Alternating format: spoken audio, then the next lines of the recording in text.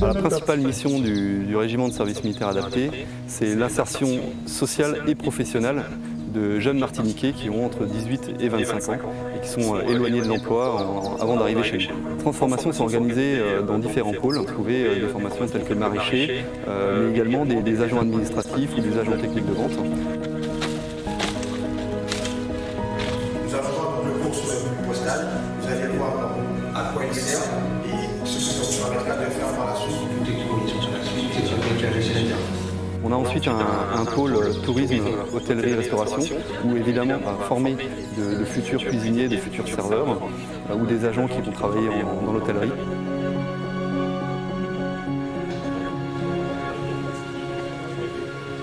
Nous avons également un pôle BTP, travaux publics, où on va former les jeunes au métier du bâtiment, à la maçonnerie, au carrelage, mais également sur des métiers de travaux publics. Et ensuite, on a un dernier pôle qui est le pôle de la logistique et de la mécanique. On a des formations de mécanique auto, de mécanique bateau ou de transport routier.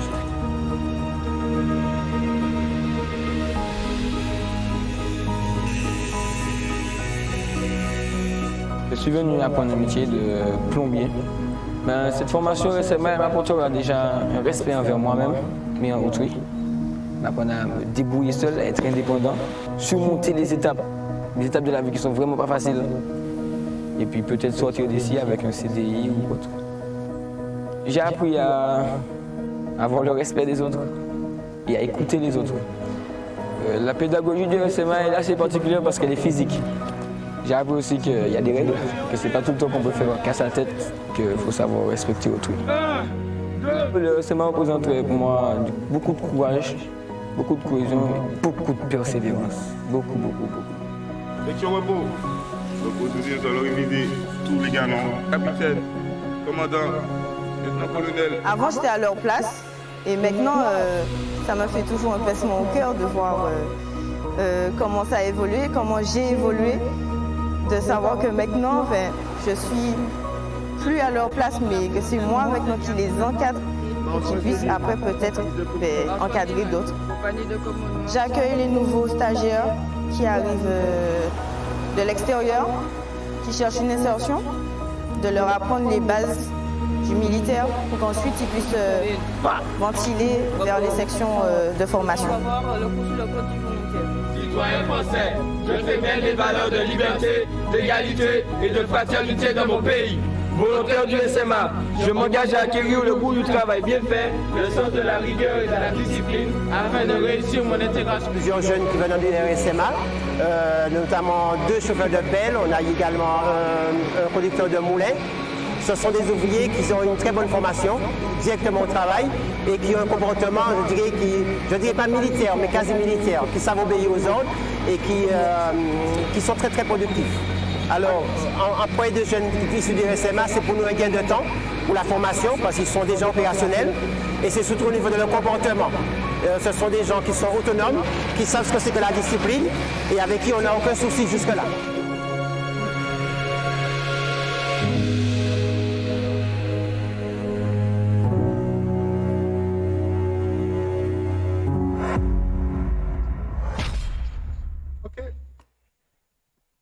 Chers amis internautes, bonsoir et bienvenue au présent pour ce premier jeudi de la Renaissance 2021.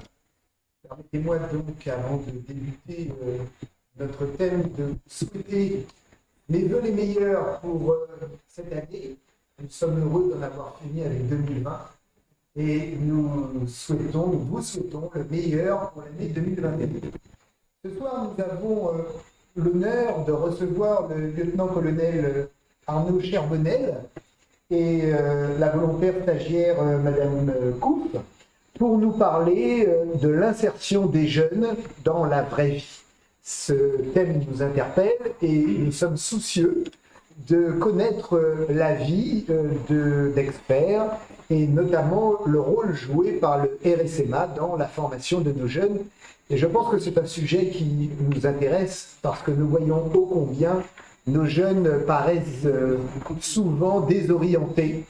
Et en Martinique, le RSMA est incontestablement une réussite. Donc, sans plus tarder, bonsoir mon lieutenant-colonel. Bonsoir. Et bonsoir Madame Kouf. Alors, je vous passe la parole, vous la distribuez.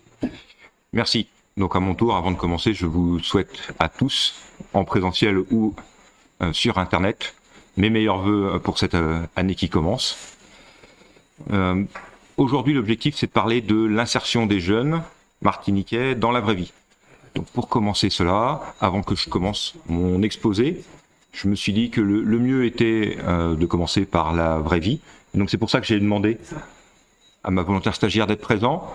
Elle va nous raconter son parcours, comment ça l'a amenée au SMA, qu'est-ce qu'elle est venue y chercher, qu'est-ce qu'elle y a trouvé, puisqu'elle y est encore, et qu'est-ce qu'elle compte faire ensuite, pour servir d'introduction à cet ensemble avant que je vous passe mon exposé. Je te cède la parole. Merci monsieur, merci mon collègue. Alors bonsoir à tous, mesdames et messieurs, aux internautes qui nous suivent ou qui nous suivront en diffusion. Je me présente Jamila Kouf, je suis âgée de 24 ans et je suis actuellement au RSMA en filière chef d'équipe depuis un mois et demi maintenant à la compagnie de commandement et d'instruction. Alors je vous présente mon parcours qui est il faut savoir que j'ai commencé ma première demande au RSMA en 2018 qui a été refusée.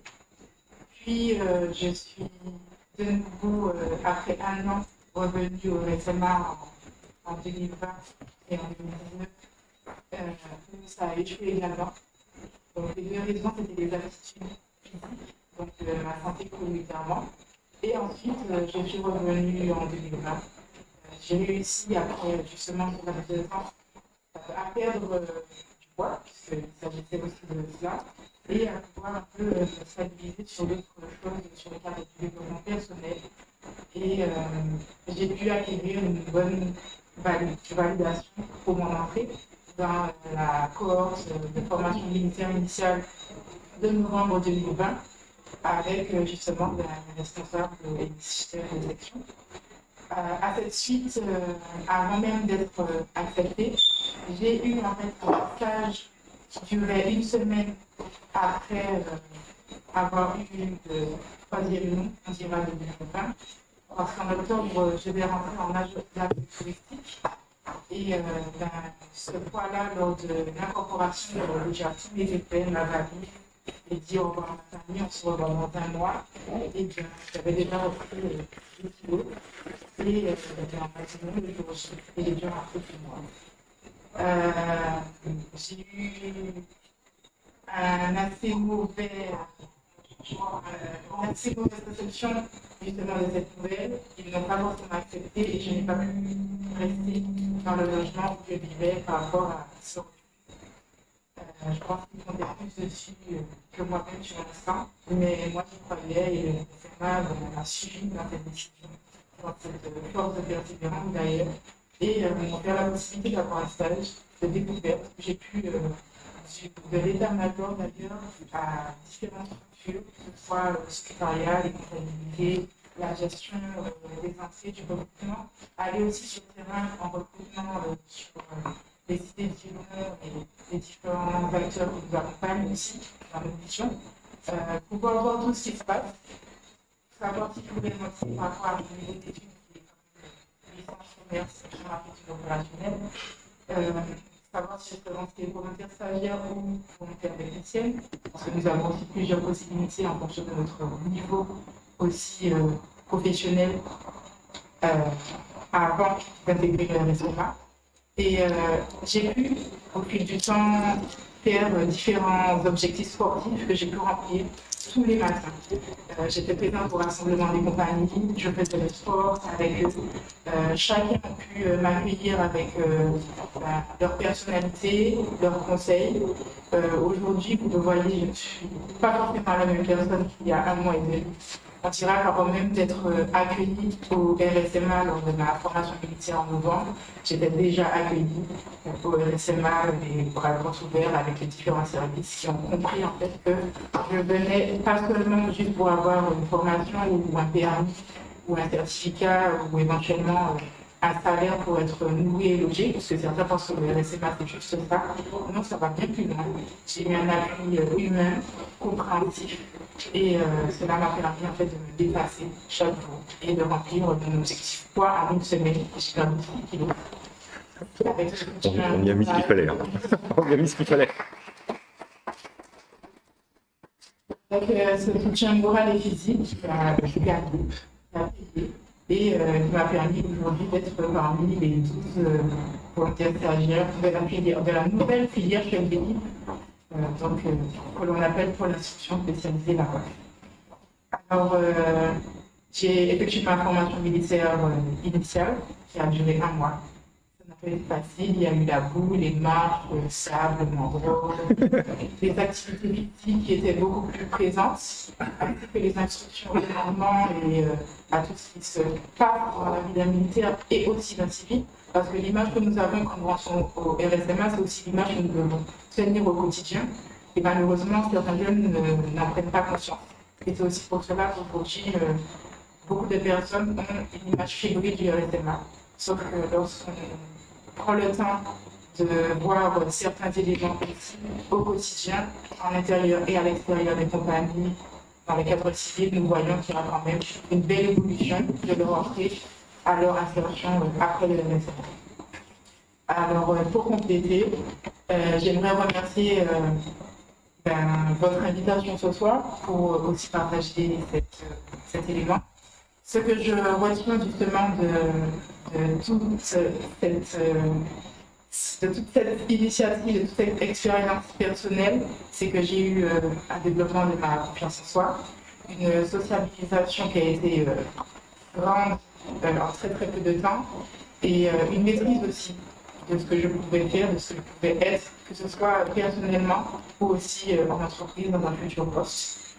À cette fin de filière, j'espère pouvoir avoir une meilleure vie pérenne et stable, que ce soit dans une entreprise pour encadrer un ou plusieurs groupes de personnes, puisqu'à partir de 2 personnes, nous pouvons diriger grâce à notre filière chef d'équipe d'ailleurs, et surtout dans un cadre social et de développement personnel, parce que je pourrais justement témoigner et qu'il n'y a pas meilleure personne qui ait vécu les choses pour pouvoir les partager et faire les mêmes personnes évoluer avec eux. Donc les grandes compétences que je peux en tirer, c'est merci le RSMA, grande confiance en soi, développement personnel, soutien moral et physique. Et si nous-mêmes nous n'y croyons pas, excusez-moi, je pense que nos différents encadrants, que ce soit de l'état-major au nouveau caporaux, première classe, ils sauront nous dire au quotidien que nous avons les possibilités. Il faut juste retirer toutes les limites que nous avons dans la tête. Je vous remercie. Merci.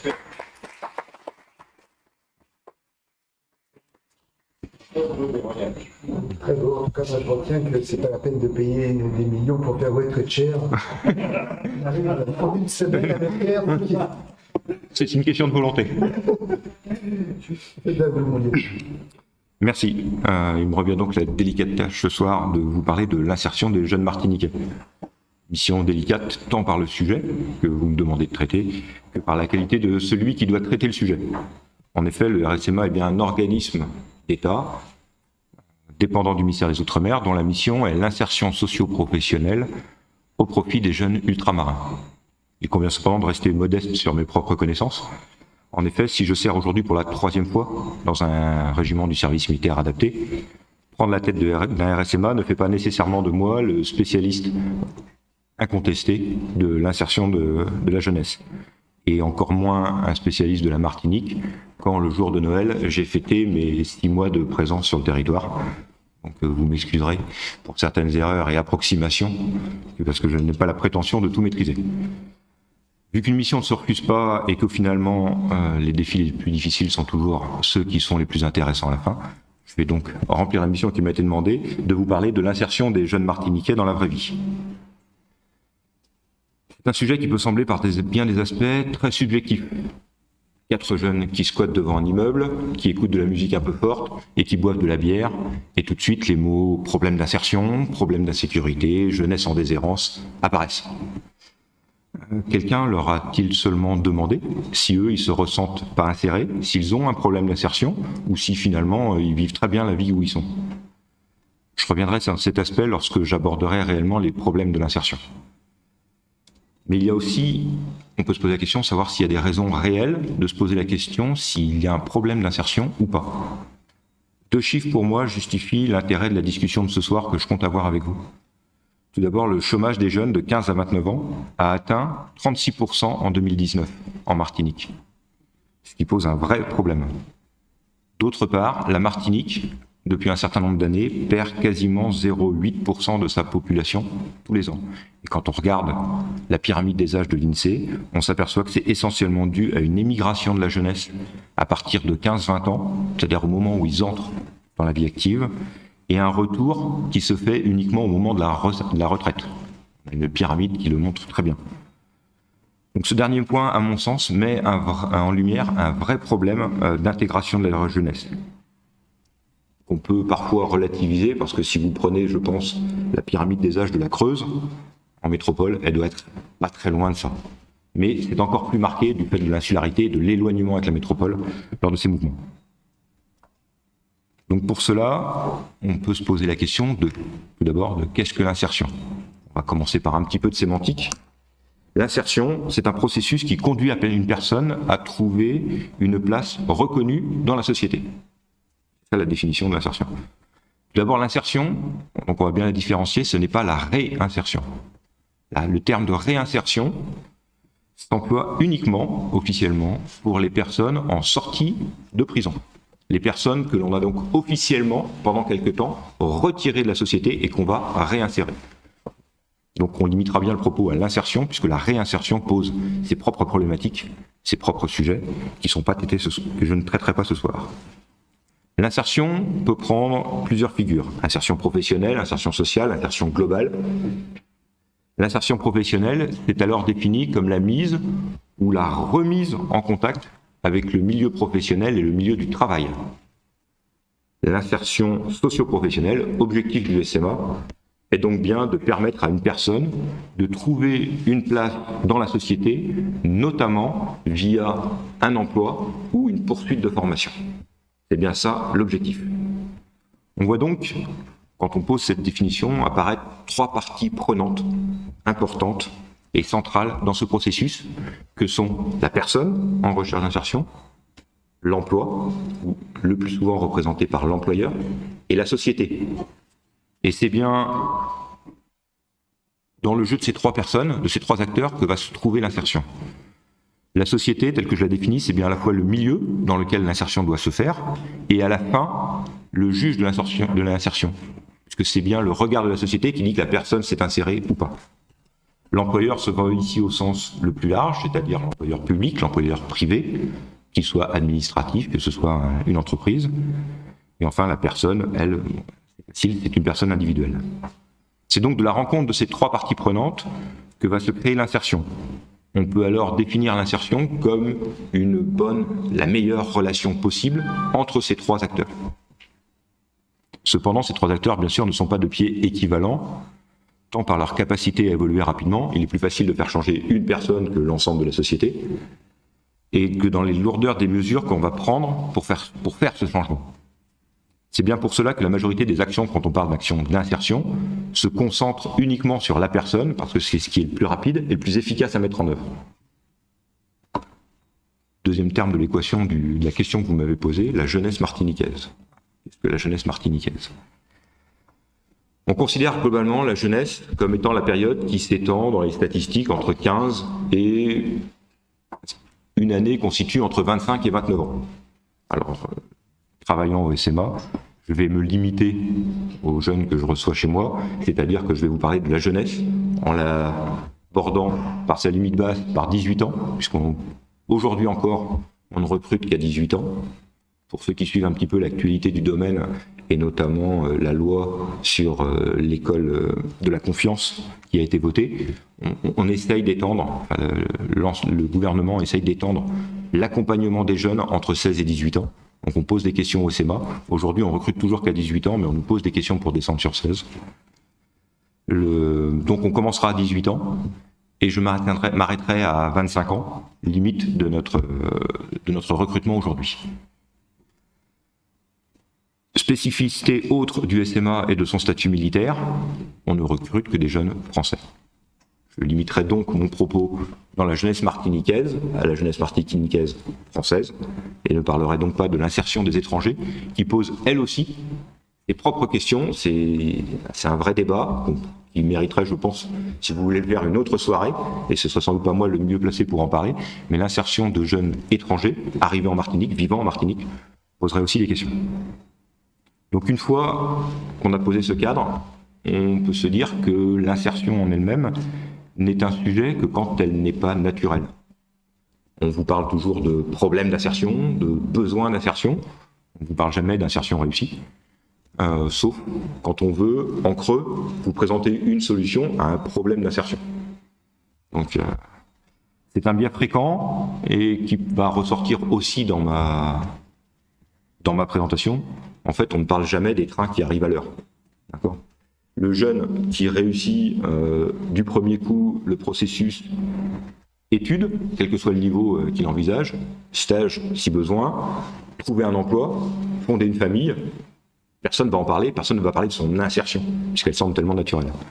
On va vous parler que des jeunes qui ne réussissent pas. Donc, on ne peut jamais l'oublier, puisque quand je vais relativiser mon propos, quand on va se poser des questions, par nature, on ne va pas parler de toute cette partie qui réussit. L'insertion, comme je l'ai dit et comme on vient de le poser, possède un caractère à la fois subjectif.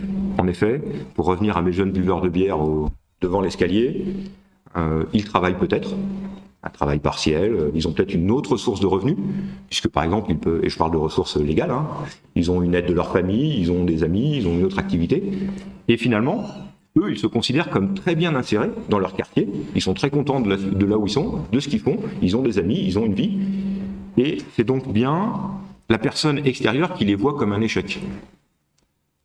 Tout ça pour dire qu'il ne faut jamais oublier ce biais qui nous fait parfois considérer comme des échecs de l'insertion des gens qui ont des objectifs de vie très éloignés de notre propre standard. Je vous donne tout ça pour qu'on, dans nos discussions, on n'oublie pas à la fois, quand on parle d'insertion, on parle d'être humain, et donc dès qu'on parle dans l'humain, au-delà des chiffres et des statistiques, on parle de personnes avec des vies, des familles, des choses comme ça, et donc parfois du subjectif. L'interaction donc entre ces trois acteurs qu'on a définis fait apparaître un certain nombre d'obstacles ou de freins à l'insertion qu'il convient de lever ou de réduire si on veut réussir l'insertion socio-professionnelle de la jeunesse martiniquaise.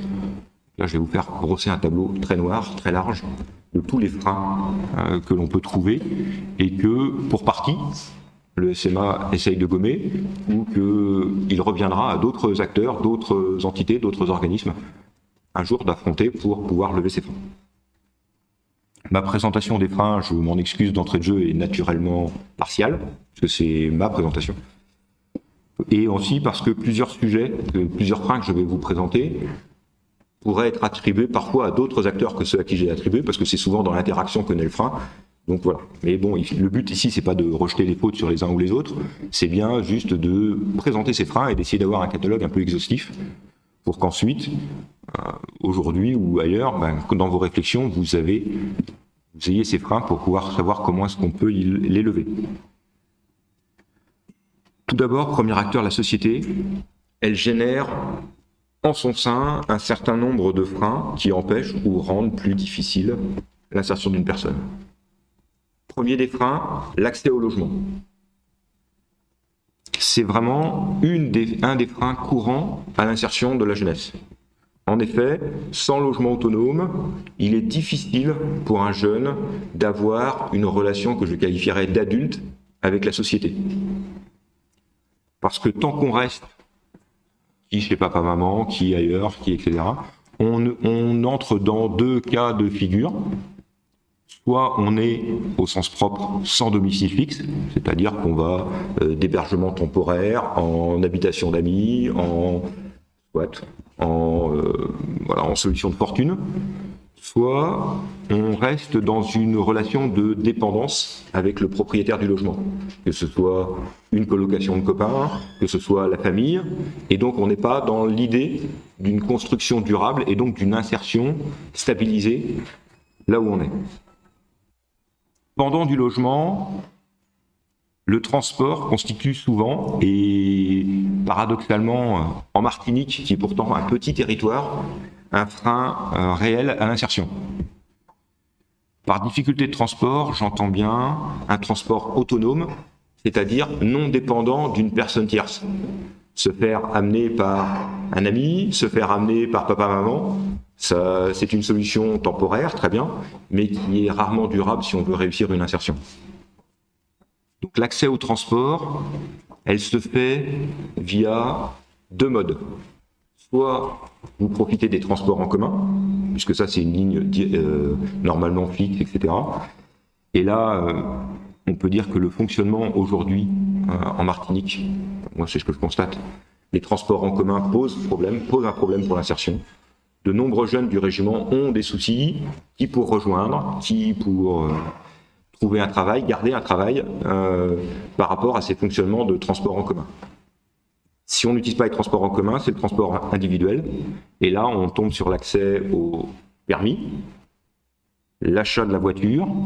Et quand on parle de transport individuel et de voiture, il ne faut pas rester très longtemps en Martinique pour voir l'état du trafic aux heures de pointe qui pose un problème pour avoir la capacité à répondre dès que le travail que l'on vise est un peu éloigné du lieu où on réside. On arrive à 8h à Port-de-France. Et si on n'a pas prévu une demi-heure, 3/4 d'heure de plus de délai, on se retrouve assez vite en retard, 1 retard, 2 retards, 3 retards. Et le patron dit écoute, t'es gentil, mais tu trouves autre chose, quoi. Après ces deux sujets majeurs de freins que génère la société, sans vouloir les lister tous, elle traite un certain nombre de petits problèmes qui, par accumulation, posent souci. Je prendrai par exemple des problèmes d'eau courante, des problèmes d'accès ou de temps d'accès à un certain nombre de services qui, quand ils se multiplient, entravent l'insertion en fixant des priorités aux jeunes autres que celles de répondre à un employeur. Le délai pour atteindre le médecin, je vais consacrer l'après-midi, c'est une après-midi dans la semaine, et donc si j'ai 2-3 rendez-vous, un à la caisse d'allocation familiale, un au médecin, un au machin, ça va être difficile de prendre un travail à temps plein. Donc voilà, c'est tous ces freins-là qui existent et qu'il faut prendre en compte si on veut réussir une insertion. Frein aussi important à l'insertion, une insertion correcte, le coût de la vie. Le coût de la vie génère à lui seul des comportements de repli et des comportements de mutualisation des dépenses pour répondre à ce coût de la vie, qui rendent plus difficile une mobilité géographique pourtant indispensable si on veut répondre à l'insertion. Pour des jeunes éloignés de Fort-de-France, parce qu'on ne va pas se cacher que le centre Martinique représente aussi le bassin d'emploi majoritaire. Si on est éloigné, j'ai trouvé un travail qui me permet de payer un loyer, très bien, je trouve un logement, donc j'ai réglé ce frein majeur, sauf que j'ai un coût de la vie, un coût de la nourriture, coût des produits d'entretien, coût de l'habillement, coût de la garde des enfants, etc., qui, pour pouvoir y répondre, une des solutions les plus couramment adoptées, c'est de dire je profite qui des grands-parents, qui d'un oncle, d'une tante pour garder les enfants, réduire les frais de garde, etc. Et donc entraîne des comportements finalement de regroupement géographique, de liens géographiques forts avec la famille, avec les amis, avec mon bassin initial, et donc qui gênent dans la continuité, l'insertion de la personne. Donc ce coût de la vie a, par les effets qu'il induit chez les gens, des effets importants. Dernier point que je gérerai avec la société, la jeunesse. Si une société veut pouvoir insérer sa jeunesse, elle doit être attractive. C'est-à-dire qu'elle doit proposer un modèle. Peu importe le modèle, je ne suis pas là pour juger le modèle, elle doit proposer un modèle. C'est-à-dire un ensemble de valeurs, une vision d'avenir et un chemin pour y aller pour que le jeune, qui est toujours à sa sortie, j'en reparlerai après, mais en maturité, en construction, il sache vers quoi il veut et il se dit je veux rester parce que je veux m'inscrire dans ce domaine-là. Quelle place la Martinique veut pour ces jeunes? Que compte-t-elle? Comment compte-t-elle développer leurs compétences? Est-ce que c'est en finançant des études en métropole? Est-ce que c'est en rapatriant ici des formations? Ça, moi, j'ai pas d'avis dessus. Mais si elle propose pas ça, le jeune ne voit pas d'avenir, ne voit pas de proposition, et donc on reste pas sur un territoire où on ne voit pas de proposition. Je ne suis pas là pour juger, il y en a peut-être une, hein, je ne me suis pas encore penché sur le sujet. Je suis en train juste de m'inscrire à l'état civil, donc les sélections c'est encore loin pour moi. Mais voilà, il faut proposer ça.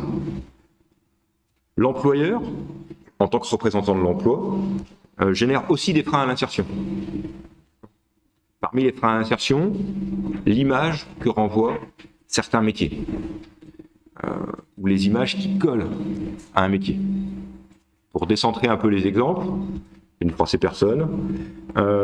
Si vous dites mineur dans une mine d'or à un jeune Guyanais, il va vous répondre boue, forêt, pompe hydraulique, mercure, danger, voilà. Or aujourd'hui, pour avoir un petit peu travaillé sur le sujet dans un poste précédent, sur une mine industrielle légale, bien sûr, le travail ressemble plus à conducteur d'engin, maintenance industrielle, camp de base climatisé, avec Wi-Fi même au milieu de la forêt, un bus qui vous emmène, je veux dire, voilà. Mais c'est pas l'image que les gens ont. Et tant que l'image du métier est mauvaise, vous avez du mal à y attirer une jeunesse qui, par nature, ne connaît pas du tout le métier. En Martinique, un certain nombre de métiers, je citerai l'agriculture, beaucoup de métiers du BTP souffrent, quand on en parle, nous, au sein du RSMA avec les jeunes, souffrent d'une image très mauvaise. Ils n'y ont jamais été, ils ne connaissent pas, mais souffrent d'une image qui est très mauvaise. Et il est difficile alors de mettre un jeune sur ces formations-là. Au-delà de l'image, l'autre pan pouvant provoquer des freins, ce sont les conditions de travail réelles offertes. Là-dedans, j'inclus bien sûr le salaire, mais pas que. Certains métiers ont évolué et souffrent donc d'un problème d'image, d'autres métiers ont peu évolué et donc offrent encore des conditions difficiles, horaires décalés, travail dans le froid. Je pense par exemple à tous ceux qui sont dans les chambres froides des grands supermarchés, des choses comme ça. C'est pas obligatoirement des métiers simples, et donc elles peinent à fidéliser leur employé. Et qui dit employé pas fidélisé, dit employé qui revient sur le marché du travail en ne voulant plus faire ce métier-là, et donc une insertion assez bancale. La sécurité, par exemple, est un domaine qui recrute beaucoup, mais qui a un fort turnover parce qu'on a du mal à fidéliser les gens dans ce domaine-là. Après, ça, on rentre plus dans le détail, mais certaines sociétés, dans le même métier, certaines gardent très longtemps leurs employés, d'autres, pour les mêmes raisons, n'y arrivent pas, pour d'autres raisons, n'y arrivent pas, et souvent on trouve justement des conditions de travail un petit peu différentes qui sont offertes. Troisième frein pour moi qui existe à l'insertion, la surqualification exigée des candidats. Parfois, pour des raisons bonnes ou mauvaises, certains employeurs demandent des qualifications qui ne sont pas en adéquation avec le poste qui est demandé. On demande plus à la personne, augmentant artificiellement un besoin de formation. Au niveau de l'approche individuelle de l'employeur, ça peut se comprendre. On a la volonté d'avoir le meilleur pour le poste, on a la volonté parfois de vouloir mutualiser. Je prends une secrétaire, et c'est tant mieux si elle a le permis poids lourd, parce que comme ça, le jour où il manque un chauffeur, je sais comment répondre sans avoir besoin de prendre de l'intérim, etc. Très bien. Sauf qu'en fait, collectivement, le fait de faire de la surqualification exclut un certain nombre de jeunes qui ont juste la qualification de la possibilité de répondre à ces offres d'emploi. Et donc, ça a deux choses. On exclut les moins qualifiés et on pousse les autres dans une course au diplôme qui, pour une partie, se traduit par un départ de territoire pour trouver de la formation qualifiante supérieure. Pendant cette surqualification, on a parfois le faible niveau de responsabilité offert par l'employeur, parce qu'on demande quelqu'un de très qualifié, mais finalement pour lui donner un poste de secrétaire. Et là, si le jeune s'est engagé dans cette qualification, a fait un BTS, un Bac+3, l'emploi de simple secrétaire, il n'est pas une motivation énorme. Et là, ça nous pose le problème que les contrats précaires, des pyramides hiérarchiques parfois bloquées, où le jeune se voit au bout de 1 an, 2 ans, s'est dit bon, c'est pas grave, je prends le boulot de secrétaire parce que j'ai peut-être des capacités de promotion interne, et qu'il n'y a pas ces promotions, pousse un certain nombre, parce qu'ils en ont les moyens, parce qu'ils en ont les réseaux, parce qu'ils en ont les compétences, à partir et à tenter l'aventure ailleurs. Ça, c'est un phénomène qu'on voit, même parmi nos jeunes, hein, un certain nombre qui nous disent, moi, je pars au Canada, parce que voilà, j'ai les moyens d'eux, j'ai un cousin, j'ai un machin qui me permet de tenter des études là-bas, et puis qui m'a dit que c'était quand même plus facile et qu'on trouvait, même avec une qualification faible. Et enfin, parfois, la capacité, pendant un certain temps, à faire confiance ou à vouloir prendre le risque d'investir dans le jeune, qui fait que ça entraîne un vieillissement sur certains métiers. On a un certain nombre de métiers qui aujourd'hui arrivent sur des pyramides d'âge assez élevées. Et cette gestion des RH dans la durée qui a été assez chaotique pose des freins à la longue à l'insertion des jeunes. Pour cela, je vous propose de changer de point de vue. Vous mettez à la place d'un jeune. Vous êtes pris comme apprenti. Vous arrivez dans une équipe où il y a une dizaine de personnes qui ont tous une moyenne d'âge qui va approcher, vous avez 20 ans, eux ils approchent tous les 60 ans, travaillent depuis 40 ans ensemble, l'intégration n'est pas simple. D'accord ? Le même phénomène existe sur certains métiers quand on a préféré pendant longtemps utiliser une main-d'œuvre étrangère et que vous êtes un jeune apprenti, vous arrivez et globalement vous êtes le seul à parler français sur votre équipe de chantier, c'est compliqué. D'accord ? Voilà, c'est un petit peu l'ensemble des freins qu'on peut trouver chez l'employeur aujourd'hui. Dernier acteur de l'insertion, le jeune en lui-même, il génère ses propres freins. Pour cela, il peut tout d'abord présenter des problèmes médicaux, plus ou moins importants. On parle de handicap physique, handicap mental, donc là, c'est toute une partie de la population, alors, pas nombreuse, mais quand même. Et parfois des problèmes médicaux ou physiques qui peuvent être beaucoup plus simples, tel un diabète, tel un problème de vue. Le daltonisme n'est pas un handicap, mais enfin, si vous voulez être peintre, c'est quand même un vrai problème. Je le dis en souriant parce que je connais des peintres daltoniens. Il suffit de savoir lire les codes couleurs et les avoir appris par cœur, mais bon, faut pas leur demander de faire des mariages de couleurs, c'est compliqué.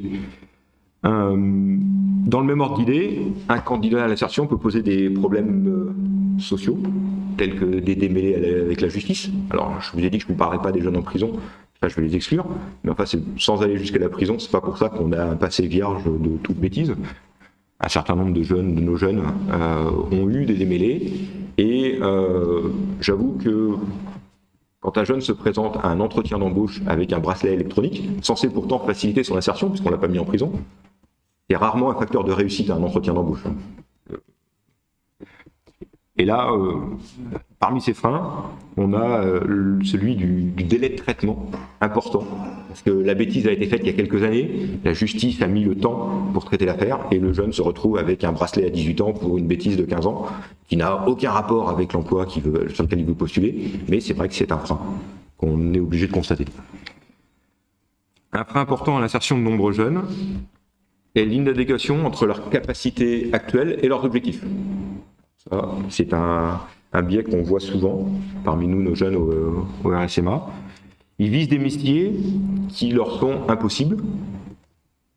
Premièrement, souvent du fait de leur capacité intrinsèque.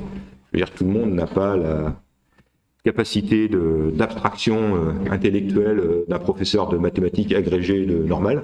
Et pourtant, le métier qu'il veut le vise très bien, alors que c'est quelqu'un qui est très bon manuellement, mais il y a une inadéquation entre ses capacités et ses objectifs. On a ceux qui visent des métiers qui nécessiteraient une formation dans laquelle ils ne sont pas prêts à s'investir.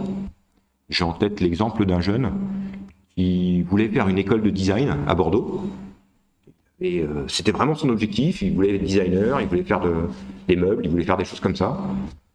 Il avait des capacités de dessin, il était doué, il était très doué. Mais pour s'inscrire à l'école, il faut le bac. Or, en fait, il avait arrêté en seconde. Il pensait que ce qu'il allait faire de la seconde au bac était complètement inutile pour le reste de sa vie. Et donc, il avait décidé qu'il ne passerait pas le bac, il ne ferait pas ses 3 ans de lycée, parce que c'était complètement inutile. Et s'il voulait faire du design, il voulait faire de la... Sauf qu'en fait, tant qu'il n'a pas son bac, il ne peut pas s'inscrire. C'est juste un problème administratif. C'est une école supérieure, après bac, il faut le bac. Et on a ceux qui visent un métier. Pour réussir ce métier, il faut rentrer par le bas de l'échelle dans la société pour tranquillement progresser et atteindre ce métier. Non, eux, ils veulent aller directement au métier qui est au sommet, quel que soit le sommet qu'on vise, et ne sont pas prêts à accepter une stratégie qui vise à justement grimper progressivement. Bon, j'ai eu le cas de jeunes qui voulaient faire de la police scientifique. Alors je ne sais pas si c'est parce qu'ils ont regardé des séries américaines ou des choses comme ça, mais ils veulent faire de la police scientifique. La police scientifique, il y a deux façons de faire. Soit vous avez un ingénieur spécialiste en chimie et vous pouvez être recruté directement sur un laboratoire, soit vous êtes policier et qu'au bout de quelques temps, vous passez un concours interne pour vous spécialiser et dans ces cas-là, on ne vous demande pas les mêmes niveaux parce qu'on va vous former en interne dessus.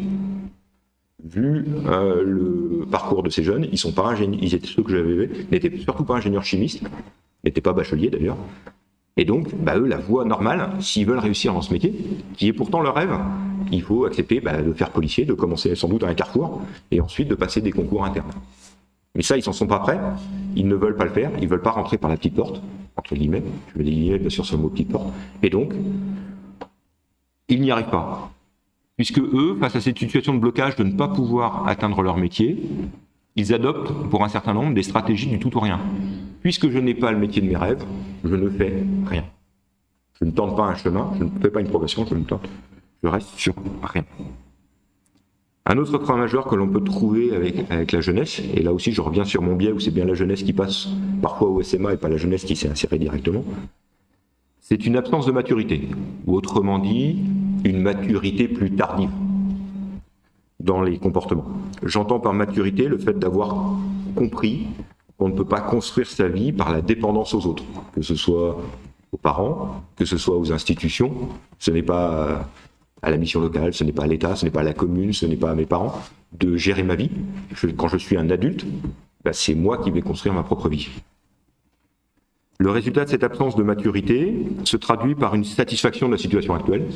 Finalement, quand je job, quand je fais une formation, que je touche un peu d'argent, vu que globalement je suis hébergé par papa-maman, nourri par papa-maman, les quelques centaines d'euros que je gagne me vont très bien, puisque ça suffit pour vivre ma vie.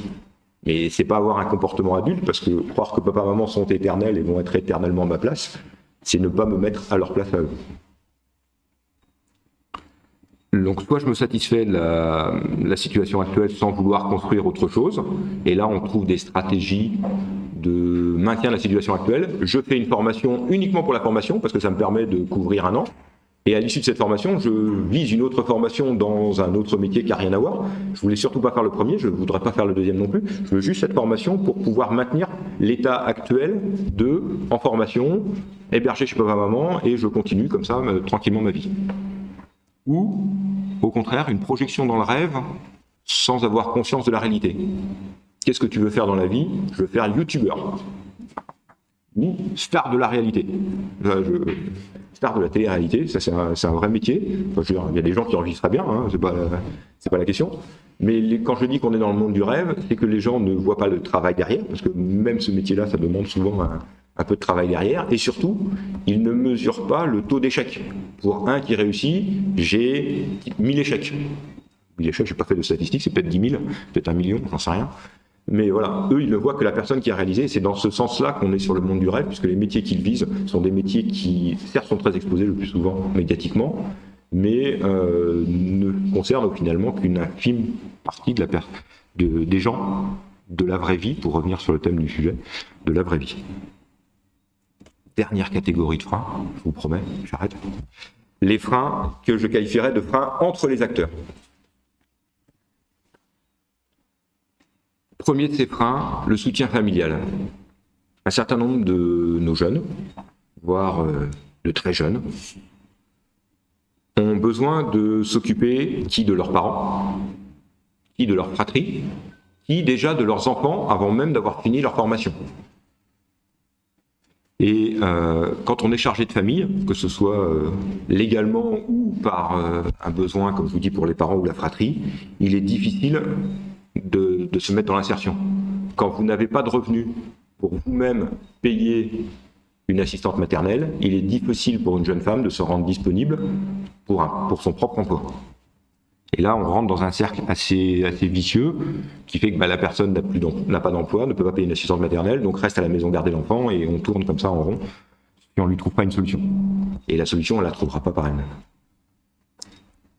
Deuxième frein entre les acteurs, l'absence ou l'inadéquation de formation, que cette formation soit professionnelle ou autre. Avec cette inadéquation entre la formation qui est suivie par les gens et les besoins des entreprises, qui rend inemployables les jeunes qui sortent pourtant du système en ayant tout réussi. Et qui oblige donc souvent à une réorientation, d'autant que le choix de la formation initiale, ce que je m'aperçois en parlant avec les jeunes, le choix de la formation initiale est souvent dicté par d'autres critères que l'objectif de l'emploi que l'on veut après. Un des principaux critères de choix de la formation, notamment professionnelle, que les jeunes suivent, c'est le critère géographique. Pourquoi tu as suivi cette formation dans l'assistance aux personnes, alors que tu n'as pas du tout envie de faire ça? Parce que j'habite Trinité et que le lycée d'à côté, il proposait ça, donc moi j'ai fait ça, et comme ça, je suis resté à la maison et j'ai pas eu de problème. Or, en fait, c'est pas un vrai problème, parce qu'en fait, sur place, en plus, il n'y a pas de débouché dans ce domaine-là. Donc cette inadéquation, cette absence de lien entre les formations et les entreprises. Un certain nombre de jeunes aussi méconnaissent les codes de l'entreprise, les codes de la vie dans l'entreprise ou dans la société. Alors, volontairement, je distingue bien cette méconnaissance du rejet des codes qui là est une action volontaire. Je sais ce qu'on attend de moi, mais je ne veux pas travailler dans une entreprise, je ne veux pas travailler, donc je rejette ces codes-là, je préfère vivre autrement. Mais pour beaucoup, en fait, c'est juste une simple méconnaissance. Méconnaissance qui est due pour l'essentiel à un défaut dans l'éducation initiale des parents qui parfois sont eux-mêmes déjà éloignés depuis un certain nombre de temps de l'entreprise, et donc sont incapables d'apprendre aux jeunes ce que c'est qu'une entreprise. Enfin, dernier frein à l'insertion que je compte aborder, c'est le problème du partage des valeurs et de la capacité qu'offre la société aux jeunes à se projeter dans l'avenir et donc à s'investir pour le territoire. Première question, auquel je n'ai pas encore aujourd'hui la réponse, parce que je pense qu'il y a autant de réponses que de jeunes martiniquais. Qu'est-ce que c'est que réussir pour un jeune martiniquais? Est-ce que c'est être riche? Une partie, oui, mais pas tous. Ils ne rêvent pas tous d'avoir une grosse maison, une grosse voiture, etc. Est-ce que c'est être riche? Est-ce que c'est fonder une famille? Est-ce que c'est avoir du temps pour soi?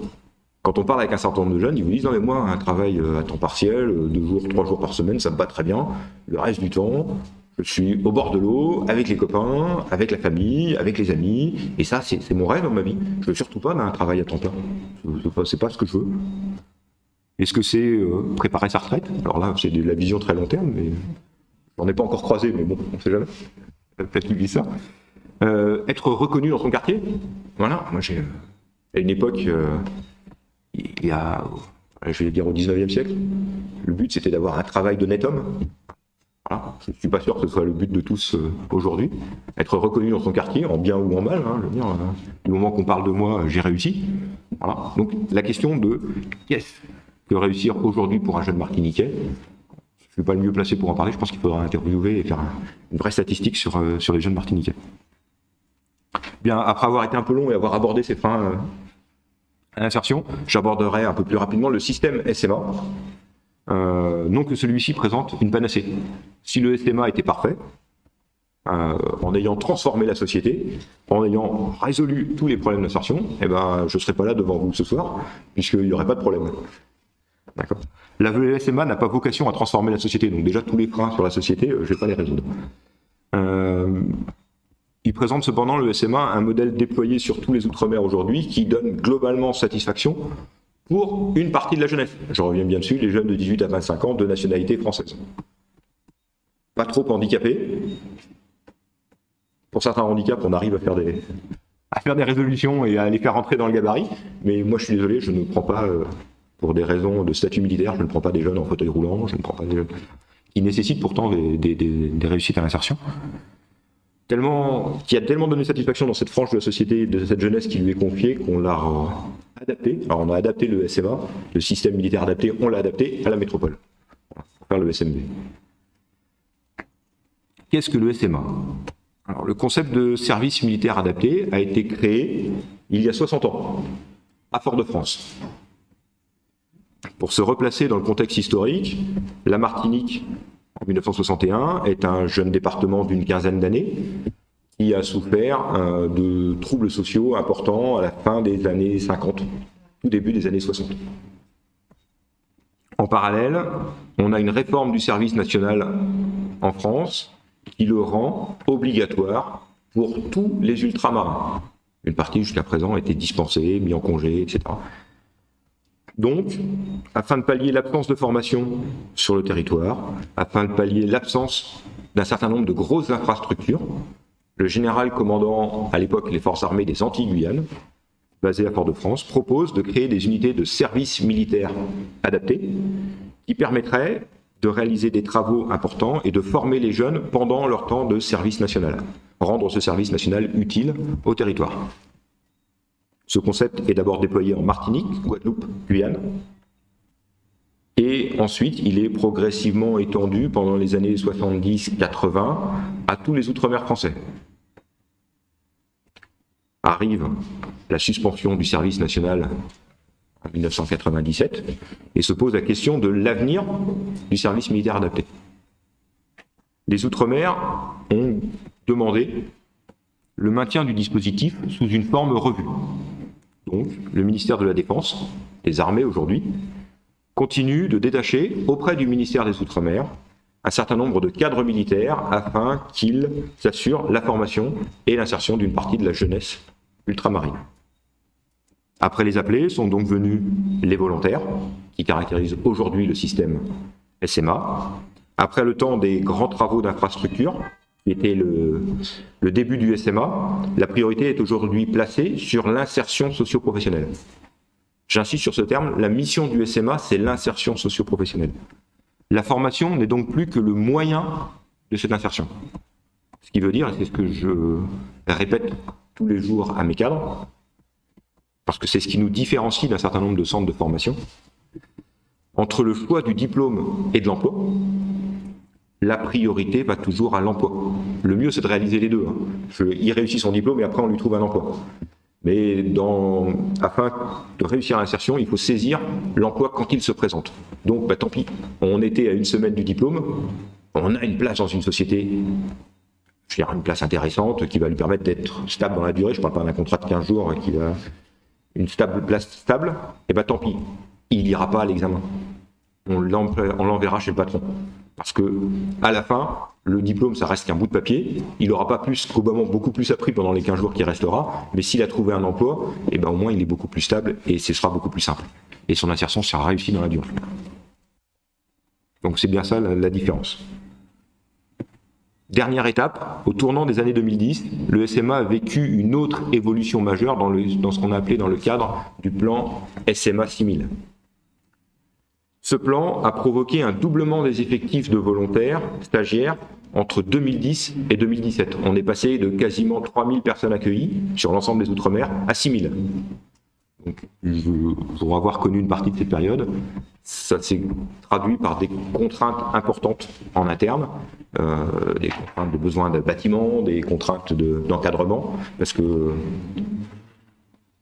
bon, c'est pas l'objectif, c'est pas de polémiquer, mais en parallèle, l'encadrement et les effectifs qui ont été donnés n'ont pas suivi le doublement. Voilà. Donc aujourd'hui, on a terminé ce plan SMA 6000. On est en 2017, le SMA a atteint les 6000 volontaires accueillis dans l'année. Et aujourd'hui, on est rentré dans ce qu'on appelle le plan SMA 2025, dont la priorité passe d'une amélioration quantitative, c'était le plan ancien, à une amélioration qualitative de l'aide à l'insertion apportée à chaque jeune. Donc pour cela, on a multiplié les dispositifs, on a ajouté les dispositifs, on a ajouté des mises d'actions. Aujourd'hui, en Martinique, le régiment, après avoir fortement cru donc dans la période 2010-2017, offre en 2021 650 places de stage aux jeunes Martiniquais et 168 places de volontaires techniciens. Donc les volontaires techniciens sont des gens qui ont déjà un diplôme, qui viennent chez nous pour un contrat de 1 an renouvelable 4 fois, pour chercher une première expérience professionnelle. Donc eux, ils ne sont pas en stage, ce ne sont pas des stagiaires, ce sont vraiment des gens qui travaillent. Ils forment nos aides-moniteurs, ils forment aussi tous nos métiers de soutien, c'est-à-dire nos secrétaires, nos cuisiniers, nos conducteurs de bus, des choses comme ça. Et avec nous, ils acquièrent une première expérience professionnelle. 168 qui ont ce contrat de 1 an qu'on renouvelle tous les ans et pour lesquels on a aussi un objectif d'insertion. On ne les prend pas et on ne va pas les jeter à la fin des 5 ans. L'objectif, d'ailleurs, c'est qu'ils ne restent pas 5 ans. L'objectif, c'est on les garde en moyenne 3 ans. Parce qu'une fois qu'ils ont acquis une première expérience, le but, c'est allez-y, lancez-vous. Allez-y dans les entreprises. Et nous, à la place, on va en prendre un autre qu'on va prendre en formation. Pas en formation, en première expérience professionnelle. En 2020, le régiment a accueilli 35% de femmes sur l'ensemble de ces volontaires. Et sans qu'il y ait un lien, 33% d'illettrés. Ça se recouvre pas, je vous rassure. Le 33% d'illettrés au sens de l'illettrisme défini par l'Agence nationale de lutte contre l'illettrisme. Ce qui est important, sans être exceptionnel. J'avoue que mon poste précédent, j'ai fait un séjour en métropole, mais entre les deux, j'étais en Guyane. Là, on dépassait les 50%, c'est marrant. Donc, il posait d'autres problèmes. Pour faire assez simple, quand vous avez moins de 50% d'illettrés, vous pouvez toujours mettre un illettré à côté de quelqu'un qui sait lire, ce qui permet de s'entraider. Quand vous êtes au-delà de 50%, c'est un autre problème. Voilà. Pour terminer sur le sujet de l'illettrisme, je parle bien d'illettrisme, je ne parle pas d'analphabétisme. Un illettré a appris à lire, il a été à l'école, sauf que il ne lit jamais, et donc il a désappris à lire. Quand on réactive, quand on reforme, quand on reprend du temps, on permet de réacquérir la lecture, parce que finalement c'est en sommeil quelque part. Mais c'est compliqué pour un certain nombre de nos jeunes. Ils vivent dans un monde où ils ne lisent, même quand ils conduisent, ils lisent pas les panneaux puisqu'ils savent où ils vont. À la maison, le seul livre parfois c'est le programme télé. Et encore, il n'y a pas besoin beaucoup de le lire, il suffit de zapper. Donc voilà, les gens ont perdu l'habitude de lire, perdu l'habitude des savoirs fondamentaux, de compter, de choses comme ça. Malgré cet illettrisme, malgré d'où viennent nos jeunes, malgré le Covid cette année, 70% ont trouvé une solution d'insertion en sortie du SMA à la fin de l'année. Donc aujourd'hui, mon problème, en tant que chef de corps du régiment, c'est bien le recrutement. L'année dernière, sur nos 650 jeunes, alors année particulière avec le Covid, on n'en a accueilli que 400.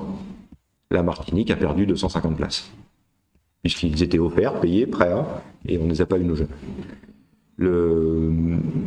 Les jeunes n'osent pas franchir la porte du SMA. Je ne sais pas si c'est qu'on leur fait peur avec l'uniforme, ça peut être répondre, mais les jeunes n'osent pas rentrer au SMA. Donc on a mis tout en place une stratégie d'immersion. On fait venir des jeunes via les missions locales, via Pôle emploi pour une demi-journée, pour qu'ils découvrent la réalité de ce qu'on fait chez nous. Parce que quand un jeune me dit je ne veux pas venir au SMA parce que j'ai pas envie d'aller au Mali, je me dis qu'il y a un problème de communication, il n'a pas compris ce qu'on allait faire. Je rassure, s'il y a un internaute qui nous suit, on n'a encore envoyé aucun jeune du SMA au Mali, et c'est pas a priori à l'ordre du jour, vu qu'on n'appartient même pas au ministère des Armées, mais bien au ministère de l'Outre-mer. Donc les apports du SMA pour lutter contre l'insertion. On tente de lever ou de contourner un maximum des freins exposés qu'on a fait avant. Pour le jeune, on offre une formation qualifiée de formation humaine. Parce que par l'internat, par le cadre militaire, on donne aux volontaires les bases de la vie en communauté. Du travail en équipe, de la rigueur, des choses comme ça. Je ne dis pas qu'on y arrive pour tous, mais au moins on leur donne les bases. On s'attache ainsi à leur faire acquérir ce qu'on appelle les 5 règles d'or, qui sont valables tant au sein de l'armée que ce qu'on pense être valable dans toutes les entreprises. C'est-à-dire être à l'heure, être dans la tenue, respecter la sécurité, respecter son chef, travailler en équipe et rendre compte. Une fois qu'on a fait ça, si on sait faire ça, même si on n'a pas la qualification professionnelle, on pense, par expérience, et comme c'est quand même une quinzaine d'années que je tourne autour du SMA, globalement, le jeune y arrive à peu près s'il respecte ça. Pour ça, on commence, quand le jeune arrive, par un mois de formation militaire initiale, voilà, où on ne lui parle pas du tout métier, on ne lui parle pas choses comme ça, on le forme, on met ça dans une section particulière.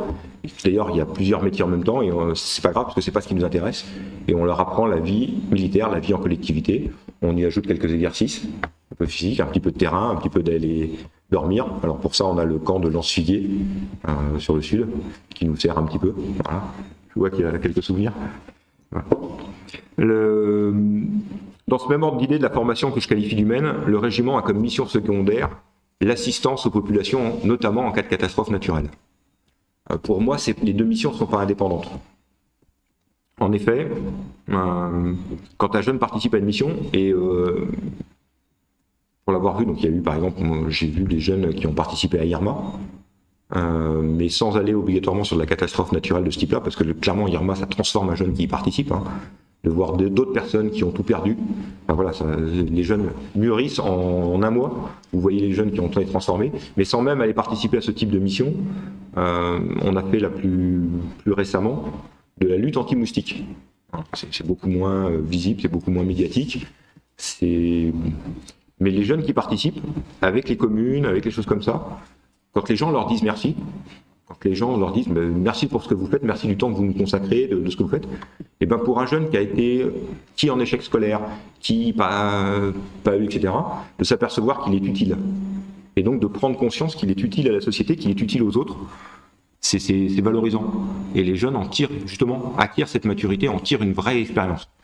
Donc pour moi, vous voyez, ces deux missions sont pas incompatibles, au contraire. Alors c'est pas que je souhaite des catastrophes naturelles à la Martinique le plus souvent possible, mais c'est un vrai plus dans la formation. On a perdu de la formation professionnelle parce que pendant ce temps-là on l'a pas fait, mais c'est pas grave, ça se rattrape. Mais le gain en épaisseur du jeune, il est important sur ce type de mission. En parallèle, on fait donc la remise à niveau sur les savoirs de base, c'est-à-dire lecture, écriture, et de plus en plus la lutte contre ce qu'on appelle l'illectronisme. Ne pas savoir utiliser les outils modernes. Alors nos jeunes, je vous rassure, ont tous un smartphone. Ils connaissent tous Facebook, ou peut-être même les réseaux un peu plus modernes. J'avoue que je commence à vieillir. Mais en parallèle, remplir une demande d'allocation à la CAF sur un ordinateur, ça, c'est pas le site qu'ils fréquentent le plus. Donc on fait aussi de la lutte là-dessus, on fait du travail dessus pour pouvoir leur permettre une insertion avec les moyens modernes dans la société. Pour pouvoir à la fois gagner en autonomie dans son travail et dans sa vie quotidienne. Troisième partie qu'on fait, la formation citoyenne, connaissance de ce qu'est l'État, la commune, la région, qui fait quoi. Le but étant d'en former des citoyens éclairés pour qu'ensuite ils puissent participer à la société. Parce que quel est l'intérêt d'aller voter quand vous ne comprenez pas à quelle institution et pourquoi on vous demande de voter? Le maire, à peu près tous, la commune, tout le monde maîtrise. Une fois qu'on est au-dessus, c'est parfois un peu flou. Donc ça fait partie de ces choses-là. Et là-dessus, d'ailleurs, on va mener sur le début d'année encore une réforme, parce qu'on veut sortir un petit peu des présentations de ce que fait l'État, de ce que fait la commune, de ce que fait la collectivité, pour aller plus vers le terrain, visiter la collectivité, visiter une préfecture. Voilà ce que c'est. Voilà ce que font les gens. Voilà un petit peu les réalisations. Ça, c'est un des objectifs qu'on s'est fixés. En 2019, on a créé un pôle qu'on a qualifié d'AMPS, aide médico-psychosociale, qui nous permet d'avoir une approche de nos volontaires pluridisciplinaire en mettant une assistante sociale, une psychologue. Le régiment a depuis 2019 une psychologue attitrée au régiment, et nos médecins qui ne se contentent pas des visites d'incorporation mais suivent beaucoup de nos jeunes. Le but étant de détecter et d'apporter des réponses à des situations personnelles qui rendent le jeune indisponible pour un travail. Par exemple, là j'ai en mémoire une jeune dont l'influence de sa mère était prépondérante. Or, elle avait une influence très, on pourrait quasiment dire castratrice, et de retenue de la jeune. Et globalement, si l'emploi était un peu loin, elle lui trouvait toutes les raisons pour pas qu'elle réussisse. Parce qu'en fait, elle ne voulait pas que sa fille parte. Donc nous, on a fait tout un travail avec la psychologue sur la jeune pour lui expliquer que sa mère, c'est sa mère, c'est très bien, mais que elle est grande, elle a 20 ans. Sa mère, ça reste sa mère, mais faut qu'elle aussi, elle construise sa vie. Elle n'est pas là pour satisfaire le besoin de sa mère, qui elle, par contre, pour la psychologue l'a rencontrée plusieurs fois, nous a dit, là par contre, on a un cas pathologique qui devrait nécessiter un accompagnement, mais la jeune n'a pas à souffrir de la pathologie de la mère. Formation un peu plus connue, la formation au permis de conduire, que l'on délivre par le statut militaire à tous nos jeunes. Donc on fait un gros effort. Alors on leur achète pas de voiture, après ça c'est leur problème, mais déjà leur offrir le permis de conduire, qu'on qu'on fait pour une partie. En parallèle, on a mis en place, depuis 2-3 mois, nos propres navettes pour permettre aux jeunes, le dimanche, de rejoindre le régiment. Donc on sillonne à peu près toute l'île, tous les dimanches et tous les vendredis après-midi, pour ramener les jeunes chez eux et ensuite aller les chercher, pour pallier le problème de la mobilité. En lien avec Pôle emploi, on leur apprend la rédaction de CV, on les entraîne, si possible, aux entretiens d'embauche. Ça nous est même arrivé d'ailleurs de solliciter un certain nombre de patrons pour venir faire des entretiens d'embauche à blanc pour nos jeunes, parce que c'est bien de s'entraîner avec des jeunes du régiment, enfin des cadres du régiment, mais on finit par les connaître. Se confronter à un patron qui est là, voilà, c'est une petite expérience. On fait des offres d'emploi qu'on fait avec Pôle emploi, on fait des job dating, on a organisé encore au mois de décembre un job dating, peut-être qu'un certain d'entre vous y est, pour leur trouver des travaux. Au-delà de cette approche, on travaille sur d'autres freins. Comme je vous ai dit, un des risques, c'est que la formation professionnelle se déconnecte des besoins. Donc pour ça, tous les ans, on a un conseil de perfectionnement co-présidé par la préfecture et la collectivité territoriale de Martinique, qui nous définit nos évolutions de formation professionnelle. Donc pour ça, je lance le message. Si vous avez des besoins, il ne faut pas hésiter à nous les remonter, qu'on les étudie et qu'ensuite on les présente à la préfecture, savoir si c'est faisable, possible, à court terme, à moyen terme, à long terme, de l'insérer chez nous, pour qu'on colle au maximum aux besoins des employeurs.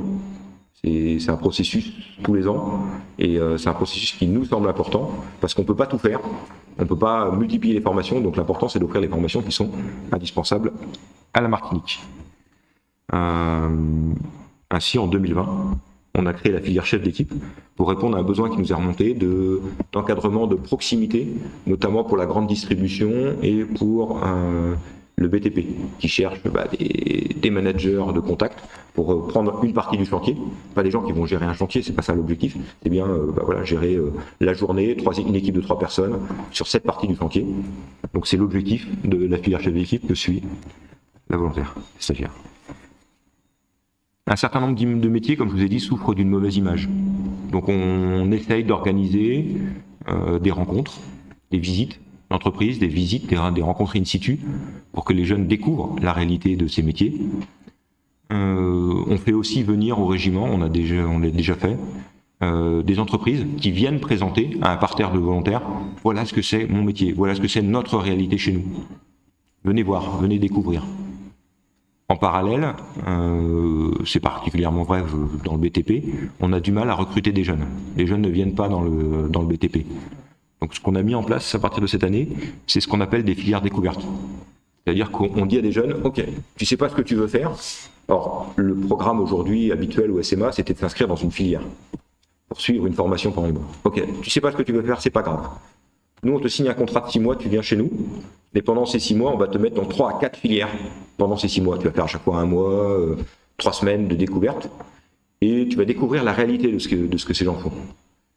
Et on les oriente plutôt vers les filières où on a du mal à recruter. On n'a pas besoin de recruter pour certaines. Et au final, on s'aperçoit que, une fois qu'il a vu 2-3 filières, le jeune nous dit, moi je veux faire ça. Je veux faire de la soudure. Parce que finalement, je me suis aperçu que la soudure, c'est pas ce que j'en pensais. C'est assez intéressant. En plus, j'ai discuté avec les jeunes qui étaient sur place, ils sont super contents. J'ai discuté avec le formateur, il m'a expliqué. On a vu un patron qui me dit, mais moi, je cherche des soudeurs. En Martinique, on cherche des soudeurs, a priori, actuellement.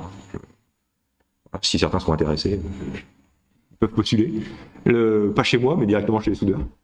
Ils cherchent des soudeurs, et donc, moi, je vais faire la soudure, parce qu'après, je sais que j'ai un emploi. Enfin, on fait une pédagogie et une formation qui se veut au service de l'employabilité. C'est pour ça qu'on fait plusieurs passages en entreprise, qui peuvent être plus ou moins longs. Globalement, on est souvent sur 2 semaines, mais rien ne nous empêche de prolonger un peu. Donc voilà. Donc on les fait passer souvent chez l'employeur pour qu'ils soient formés dessus. Et enfin, on suit nos jeunes au-delà de la sortie du régiment pendant 6 mois encore, pour permettre un accompagnement, avoir une discussion avec l'employeur, parfois revenir pour réexpliquer que c'est pas parce qu'il est sorti du régiment et que ce qu'on lui a appris, il faut qu'il continue à le mettre en œuvre, essayer de faire le lien quand il y a besoin.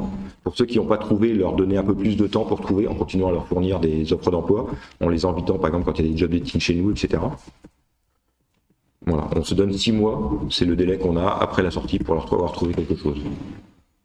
Je ne vous cache pas que notre taux maximum de réussite, c'est quand les jeunes sont encore chez nous. Qu'on ne le remet pas automatiquement dans son milieu d'où il est sorti, parce que parfois on perd les habitudes qu'on avait prises. Même si les études montrent qu'après 5 ans, globalement, même s'il n'avait pas trouvé une insertion à la sortie, un jeune passé par le SMA, il a fallu un temps de maturation plus long, mais il s'est finalement dit que les idées qu'on lui avait données n'étaient peut-être pas aussi mauvaises que ça, et que globalement le taux d'insertion d'un jeune passé par le SMA après 5 ans est supérieur à un taux de jeunes qui n'y est pas passé. Donc on se dit finalement, même quand on a un échec, qu'on n'a pas planté pour rien, la graine va mettre du temps, mais qu'elle va finir par germer. Voici rapidement brossé une présentation de l'insertion de la jeunesse martiniquaise. Je suis bien conscient de ne pas avoir répondu à toutes les questions que les gens vont se poser, peut-être même d'en avoir soulevé plus que d'avoir répondu à des questions. Je n'ai pas abordé tous les sujets. Dans mon exposé, je me suis limité aux freins objectifs sur lesquels les systèmes d'insertion peuvent avoir ou non un effet. Je n'ai pas parlé sciemment de sujets connexes, mais disjoints, au moins intellectuellement, parfois qui se regroupent dans la réalité, mais des biais subjectifs et individuels que constituent par exemple les discriminations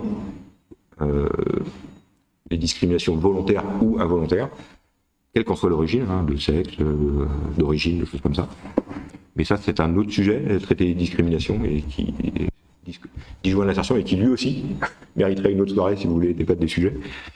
Je vous remercie donc de votre attention, et je suis prêt à essayer, dans la mesure de mes capacités, à répondre à toutes vos questions.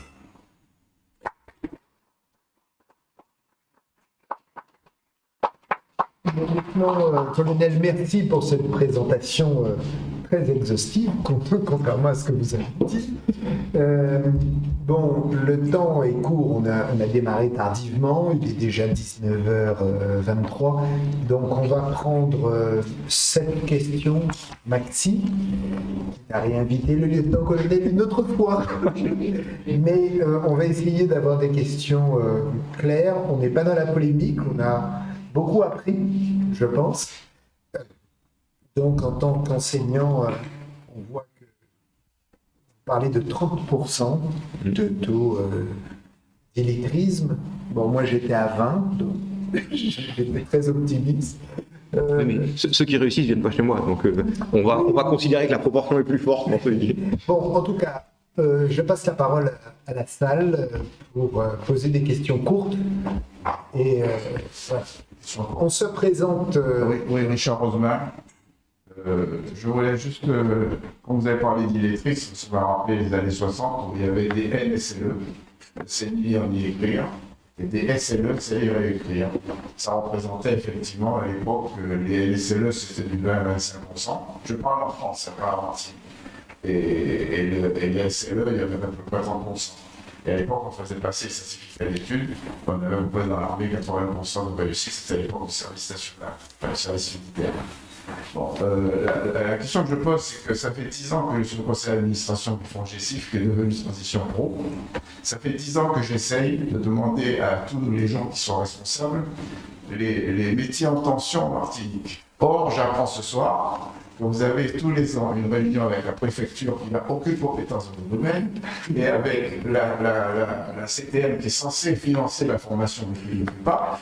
Moyennant quoi, on ne sait toujours pas, nous, qui l'avons financé, parce qu'on a été obligé d'aller chercher du FSE, parce que ces finances locales ne nous donnaient pas, donc on a grâce au FSE formé martiniquais, et donc on ne sait toujours pas quels sont les métiers en tension. Alors on le sait, nous, par nos relations de professionnels, de syndicats, etc., mais pas officiellement. Alors c'est extraordinaire que vous arrivez à avoir 2 personnes compétentes pour vous donner les métiers en tension. Je voudrais bien savoir comment ils font.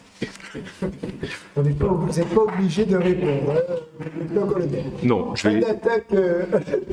vais me limiter au fait que nous, ce qu'on propose, c'est qu'on est en relation avec beaucoup d'entreprises.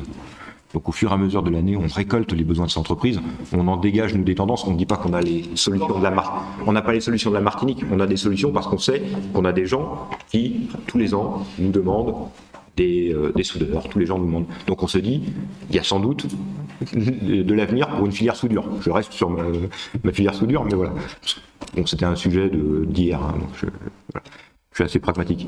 Mais donc c'est pour ça que tous les ans, on discute, typiquement la filière chef d'équipe, ça a été une discussion, notamment avec le MEDEF, qui nous appuie pour cette filière-là.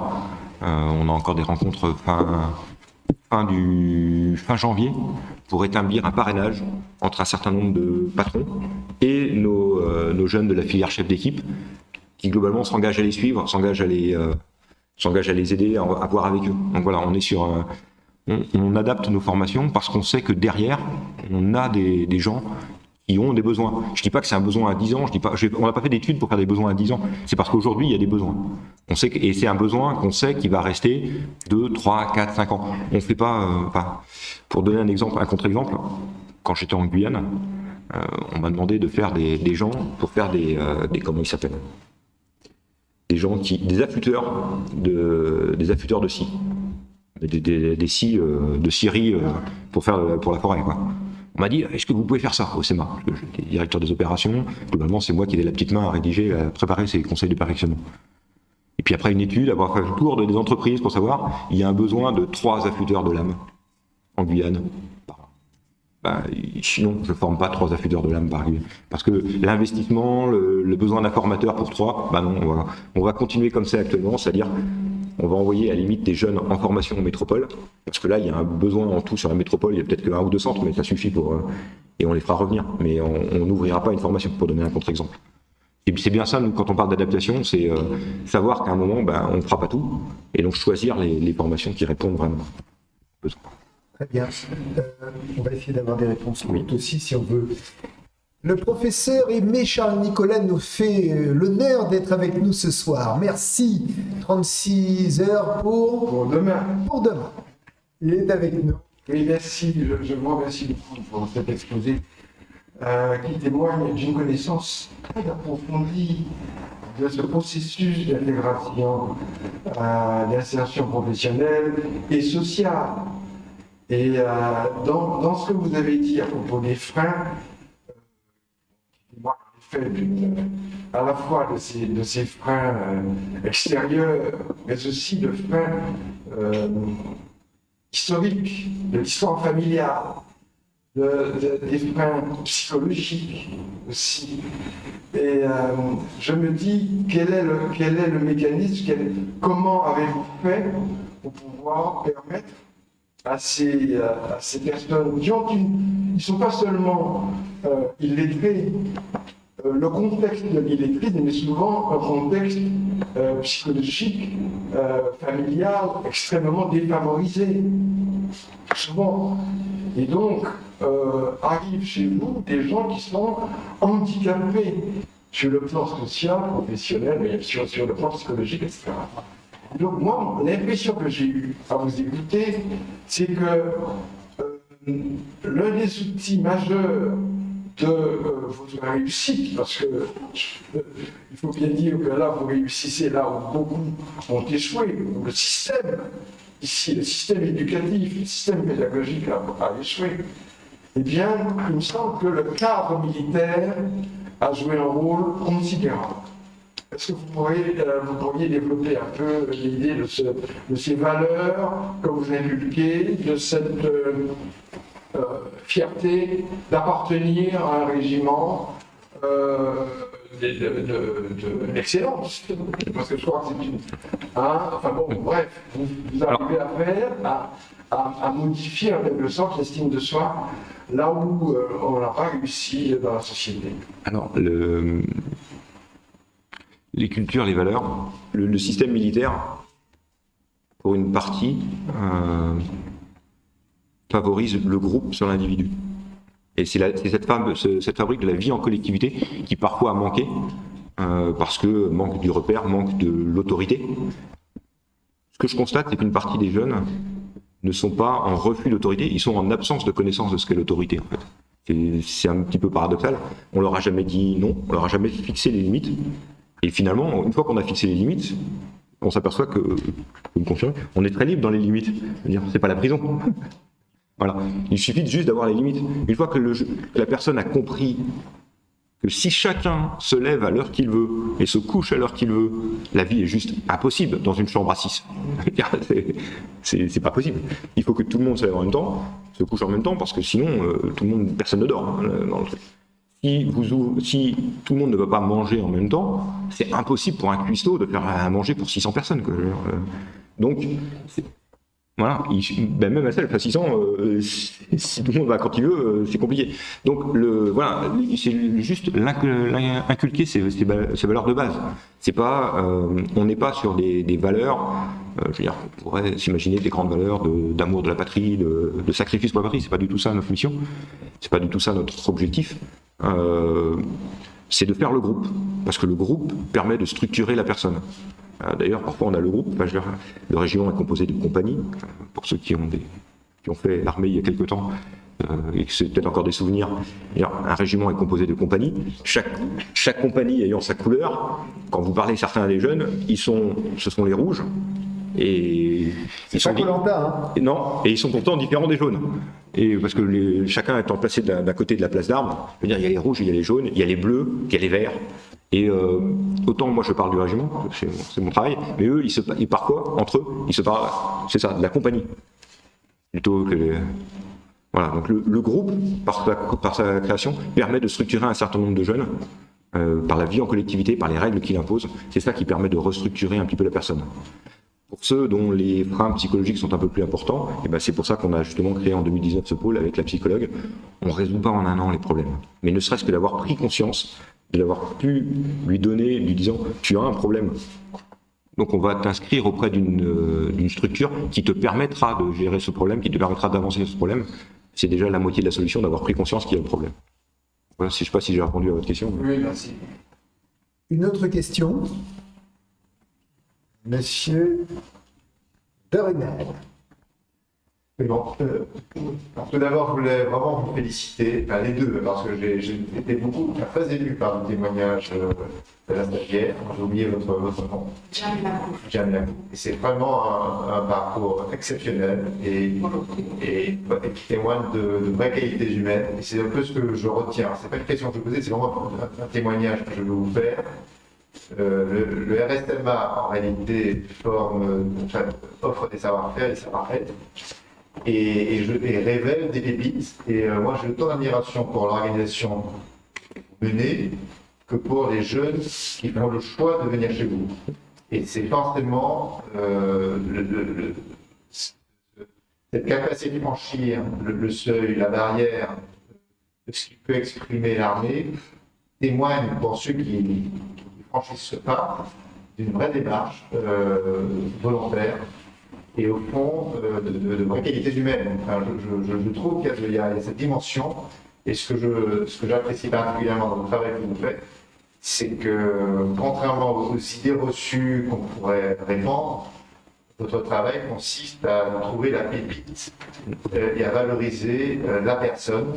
Et je trouve que là, vous donnez un exemple merveilleux de ce qui devrait inspirer beaucoup d'organisations. Merci. Oui, présentez-vous, parce que là, je ne connais pas plus. Je parlerai plus sur des références, c'est plus un témoignage d'une certaine façon. C'est vrai que le RSMA est un peu isolé à chaque fois. Nous, on fait l'effort de venir régulièrement au procès du perfectionnement, mais on s'aperçoit qu'il y a beaucoup de circuits, comme disait Richard Rollin, qui mériteraient d'être mis en liaison. Et en tout cas, par contre, ce que nous, on repère d'expérience, parce qu'il y a beaucoup de jeunes du RSMA dans les structures du BTP, qui est le cœur de compagnie, et tous ont pris à cœur de participer et à l'élaboration des demandes et à la prise en charge de stagiaires. On a signé une convention il y a 10 ans qu'on essaie d'appliquer régulièrement. C'est peut-être ça qu'il faudrait que les organismes fassent avec vous, pour que vous soyez réellement plus en circuit d'information. Mais nous, ce qu'on voit, c'est qu'il y a des trucs tout bêtes. Hein. Ils ont appris à faire leur lit. Ça change considérablement dans le comportement sur les champignons. Ils savent ce que c'est que ils savent qu'il faut adhérer à quelque chose de convenu, et que comme c'est convenu, on le respecte. Et ça, c'est. Ben, vous lui confiez un engin. Vous ne confiez pas un engin à un type qui n'a pas ces valeurs-là. Donc, ça, c'est fondamental. Et heureusement qu'il y a un petit noyau qui s'élargit.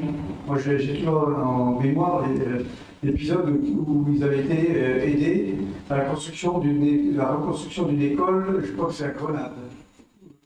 Et il y avait une partie des jeunes qui venaient envoyés par le côté régional et une partie par le SMA.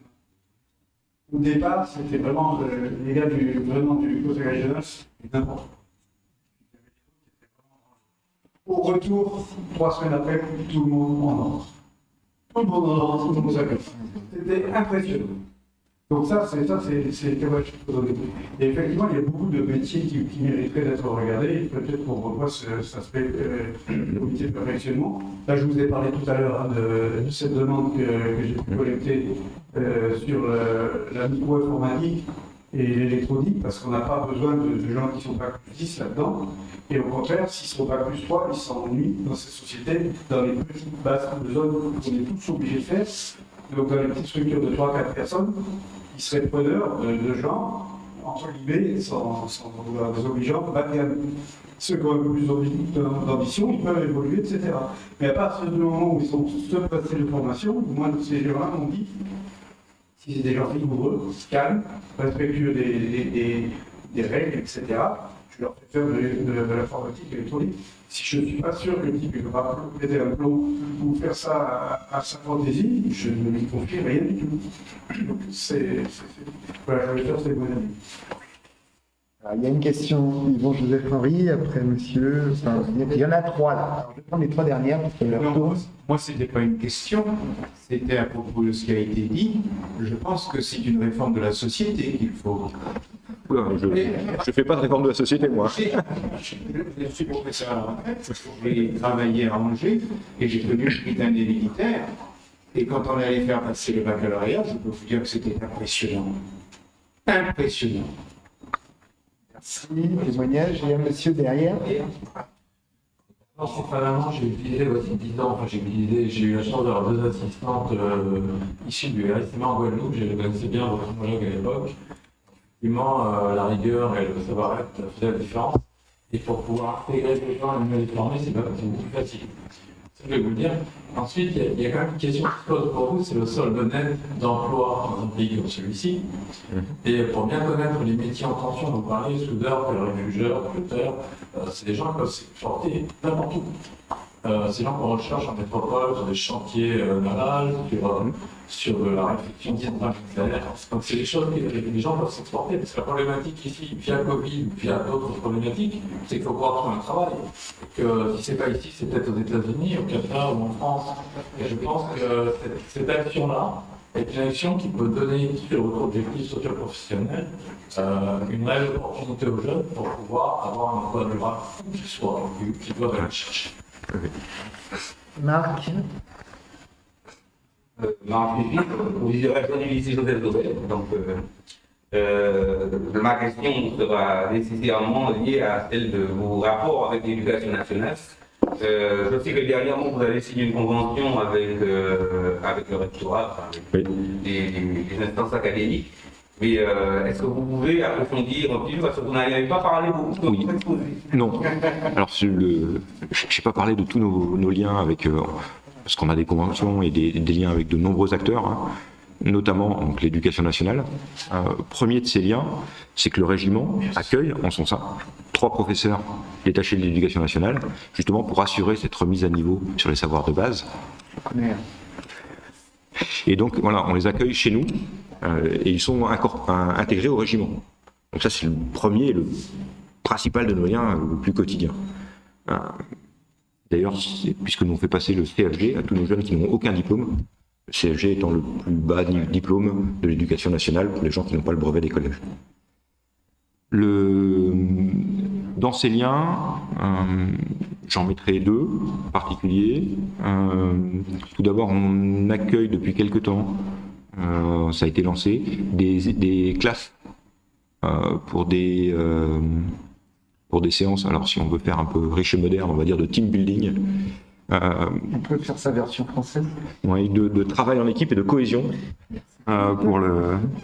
pour l'ensemble. On les prend sur une journée sur notre camp de Lance-Figuier pour leur faire un petit scénario de catastrophe naturelle avec des épreuves, etc. à résoudre tous ensemble pour construire des cohésions de classe, pour reconstruire des groupes. Donc on fait ça avec des lycées professionnels qui leur permettent sur une journée de penser et c'est très apprécié parce que ça permet de ressouder, notamment sur des classes qui sont parfois avec des gens qui vont partir ou qui sont en phase de décrochage, voilà, de relancer un peu tout le monde.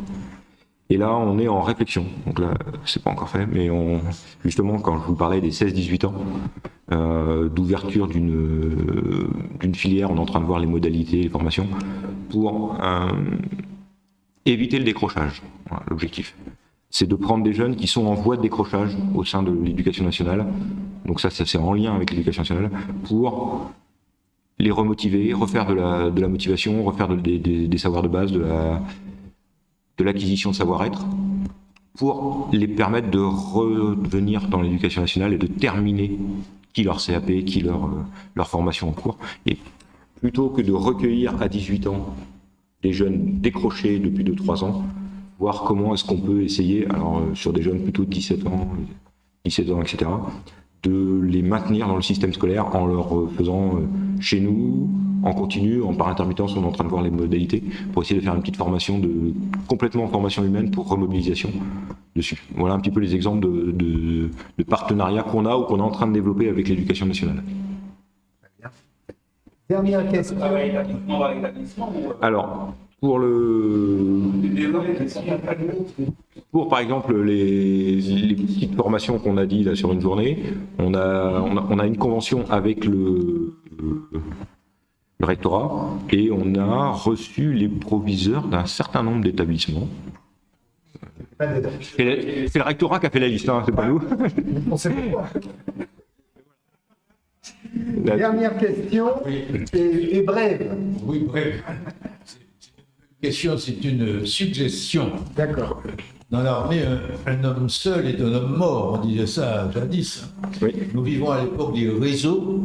Est-ce que vous avez pensé à établir entre tous les anciens du RSMA un groupe, un réseau qui leur permette de rester en contact et de se souvenir des très beaux moments qu'ils ont pu passer chez nous?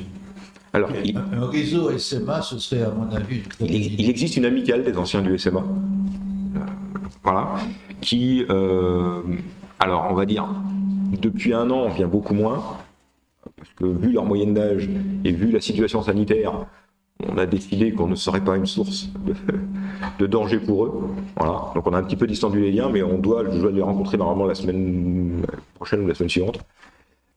Parce que justement on veut resserrer les liens et ils viennent normalement d'habitude, enfin ils venaient notamment voir tous les jeunes lors de la présentation au drapeau, donc formation militaire initiale qui se termine, donc leur premier mois de nos jeunes qui arrivent au régiment se termine par une cérémonie militaire de présentation au drapeau.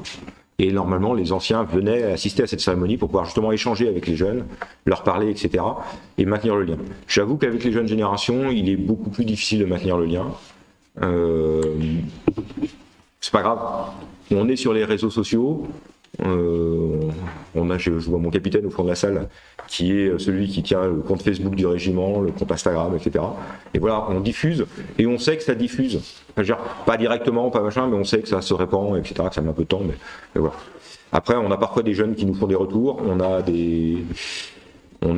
parfois des moins jeunes. Là, on est en train, donc cette année, le régiment va fêter ses 60 ans, puisqu'il a été créé en décembre 1961. Donc on fêtera les 60 ans en décembre de cette année. Au niveau parisien, pour le SMA, il y a un livre qui a été créé, donc on a contacté un certain nombre d'anciens de toutes les époques pour qu'ils témoignent, pour qu'ils relancent, etc. Donc on essaye d'animer ça, mais j'avoue que c'est compliqué. Et parce que beaucoup changent, beaucoup évoluent, beaucoup se déplacent, on ne maintient pas les carnets d'adresse à jour. Mais c'est pas, nous on est ouvert aux anciens. Ceux qui viennent nous voir via l'association ou via directement, on les accueille avec plaisir et il n'y a pas de souci. Merci. Bien, le thème de ce soir, nous allons effectivement devoir le clôturer. Il était passionnant. Moi, je retiens que, encore une fois, c'est quand même un objet de fierté, le RSMA. Hein, on parle toujours en disant les Outre-mer, il y a toujours des échecs. Le RSMA, depuis 60 ans, est une réussite, et une réussite ultramarine. Ça, on peut dire que c'est un vrai succès. Et ça repose sur les 5 règles d'or que vous avez évoquées. Ponctualité, il n'y a pas que les jeunes. Je suis directeur d'école, on le voit tous les jours. Tenue, sécurité, travail en équipe et rendre compte, ce sont des principes et des valeurs inaliénables qui nous font regretter, pour nous, citoyens, politiques, ou X ou autres, effectivement, ce besoin. Je crois qu'on n'a pas pris le débat ce soir du service militaire, de la fermeture. Certains sont déjà nostalgiques, mais en tout état de cause, c'est sûr que en Martinique, puisque c'est de cela dont on parle, la question de l'insécurité. Vous parlez effectivement, la plupart des jeunes qui sont passés au RSMA, et j'en connais aussi, eh bien ça leur a donné quand même une colonne vertébrale, j'ai envie de dire, des principes. Et de cela, nous en sommes tous au RSMA très reconnaissants, et je vois que les nouvelles générations suivent aussi, parce que Madame nous a expliqué un petit peu son parcours. Comme je l'ai dit, il vous fallait de la volonté, de la pugnacité et en même temps une formation, et ça je crois que vous le réussissez très bien. Nous recevrons dans un jeudi de la Renaissance de janvier Monsieur le recteur. Nous aborderons cette collaboration parce qu'effectivement, je crois qu'en Martinique, on est à peu près entre 20 et 30%, tant sur la question de l'illettrisme que de jeunes décrocheurs. C'est le mot gentil et poli pour ne pas dire complètement mis à l'abandon. Le professeur Charles Nicolas nous a parlé effectivement très brièvement de tous ces jeunes qui sont perturbés psychologiquement, familialement. Bref, le RSMA m'apparaît comme étant un des moyens pour pouvoir remettre et insérer, j'ai bien compris. Il ne faut pas qu'on attende la réinsertion. Non. Hein. Donc, je pense que c'est un des éléments. Alors, comme notre ami, il y a des liens qui devraient être avec l'éducation nationale, avec les collectivités aussi, parce qu'on les trouve dans les communes, on les trouve dans l'intercommunalité et également au niveau de la collectivité territoriale. En tout cas, merci encore. C'est vraiment merci au capitaine qui est caché là-bas, mais qui a aidé. Merci encore à Madame la volontaire et je vous souhaite le plus grand succès pour la suite à venir. Merci en tout cas à tous les participants. Merci aux professeurs. Venez plus souvent. Nous échangerons plus souvent. Et bonne soirée. Et la semaine prochaine, nous recevrons Madame Josiane Capron, c'est ça, qui est la présidente de l'AMPI. Je vous préviens tout de suite, on a un mois de janvier d'enfer. Alors commencez à prendre des tickets parce qu'il n'y aura plus de place, mesdames. Merci à tous. Alors, la principale mission du régiment de service militaire adapté, c'est l'insertion sociale et professionnelle de jeunes Martiniquais qui ont entre 18 et 25 ans et qui sont éloignés de l'emploi avant d'arriver chez nous. Les transformations sont organisées dans différents pôles. On trouve des formations telles que maraîchers, mais également des agents administratifs ou des agents techniques de vente. Nous allons voir le cours sur le postal. Vous allez voir à quoi il sert et ce que ça vous permettra de faire par la suite. Toutes les propositions de la suite, c'est très bien déjà réussi l'examen. On a ensuite un pôle tourisme, hôtellerie, restauration, où évidemment on va former de futurs cuisiniers, de futurs serveurs, ou des agents qui vont travailler dans l'hôtellerie.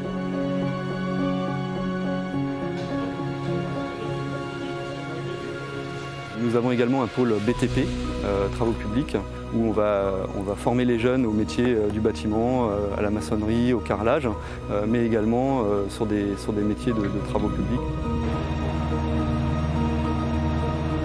Et ensuite, on a un dernier pôle qui est le pôle de la logistique et de la mécanique, où on a des formations de mécanique auto, de mécanique bateau ou de transport routier.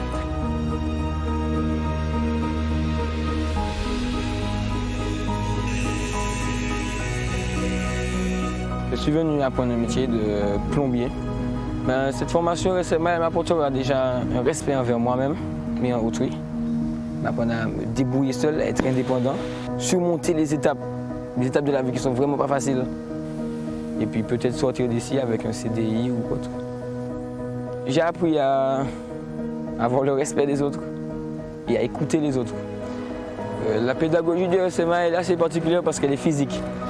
J'ai appris aussi qu'il y a des règles, que c'est pas tout le temps qu'on peut faire casse à tête, qu'il faut savoir respecter autrui. Le RSMA représenterait pour moi beaucoup de courage, beaucoup de cohésion et beaucoup de persévérance. Beaucoup. Section repos. Donc aujourd'hui, nous allons réviser tous les galons. Capitaine, commandant, lieutenant-colonel. Avant, j'étais à leur place et maintenant, ça me fait toujours un pincement au cœur de voir comment ça a évolué, comment j'ai évolué. De savoir que maintenant, je suis plus à leur place, mais que c'est moi maintenant qui les encadre pour qu'ils puissent après peut-être encadrer d'autres. J'accueille les nouveaux stagiaires qui arrivent de l'extérieur, qui cherchent une insertion, de leur apprendre les bases du militaire pour qu'ensuite ils puissent ventiler vers les sections de formation. On va voir le cours sur le code du volontaire. Citoyen français, je fais bien les valeurs de liberté, d'égalité et de fraternité dans mon pays. Volontaire du SMA, je m'engage à acquérir le goût du travail bien fait, le sens de la rigueur et de la discipline afin de réussir mon intégration. Plusieurs jeunes qui viennent du RSMA, notamment 2 chauffeurs de pelle, on a également un conducteur de moulin. Ce sont des ouvriers qui ont une très bonne formation directement au travail et qui ont un comportement, je dirais pas militaire, mais quasi militaire, qui savent obéir aux ordres et qui sont très productifs. Alors, employer de jeunes issus du RSMA, c'est pour nous un gain de temps pour la formation parce qu'ils sont déjà opérationnels et c'est surtout au niveau de leur comportement. Ce sont des gens qui sont autonomes, qui savent ce que c'est que la discipline et avec qui on n'a aucun souci jusque-là.